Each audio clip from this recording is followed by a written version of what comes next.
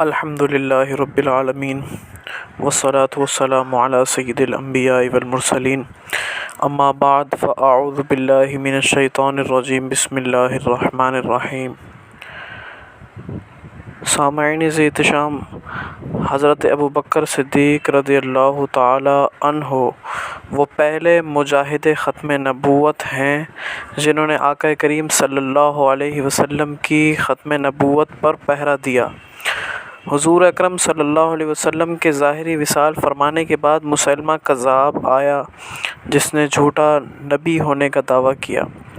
اس وقت حضرت ابوبکر صدیق رضی اللہ تعالی عنہ نے اس سے جنگ کرنے کا حکم فرمایا۔ یہ بلا شبہ اسلام کی سب سے سخت ترین جنگوں میں سے ایک جنگ ہے۔ اس جنگ کا نام جنگ یمامہ ہے۔ اس جنگ میں صحابہ کرام رضوان اللہ تعالی علیہم اجمعین کی ایک بڑی تعداد نے شرکت فرمائی۔ اس جنگ میں کم و بیش 1200 صحابہ کرام رضوان اللہ تعالی علیہم اجمعین شہید ہوئے۔ اس جنگ میں بدری صحابی بھی شریک ہوئے جو صحابی رسول صلی اللہ علیہ وسلم شہید ہوئے۔ ان میں سے 700 صحابی رسول صلی اللہ علیہ وسلم ایسے صحابی ہیں جو حافظ قرآن بھی ہیں، اور جو بدری صحابی اس جنگ میں شریک ہوئے 70 بدری صحابی ہیں ان میں۔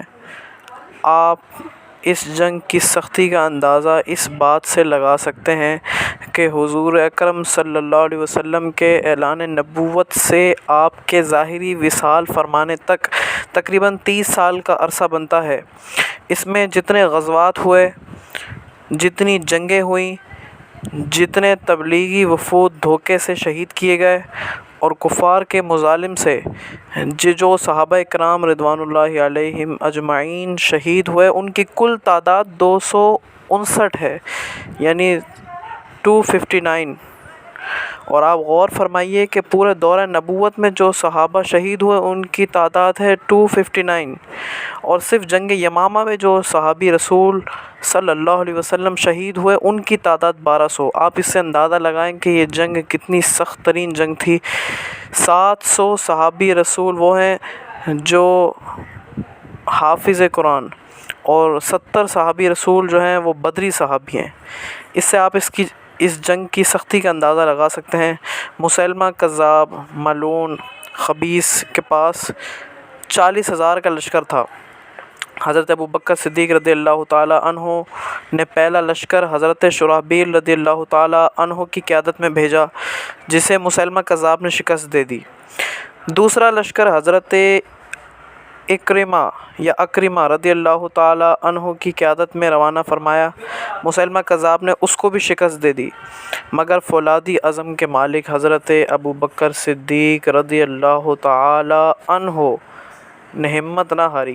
آپ رضی اللہ تعالی عنہ نے ان دونوں سپہ سالاروں کی مدد کے لیے حضرت سیف اللہ حضرت خالد بن ولید رضی اللہ تعالی عنہ کو بھیجا، اور اس بار اللہ تعالی نے مسلمانوں کو فتح عطا فرمائی اور مسیلمہ کذاب کے 40,000 کے لشکر میں سے 27,000 واصل جہنم فرما دیے، اور بالآخر حضرت وحشی رضی اللہ تعالی عنہ نے مسیلمہ کذاب کو واصل جہنم کر دیا۔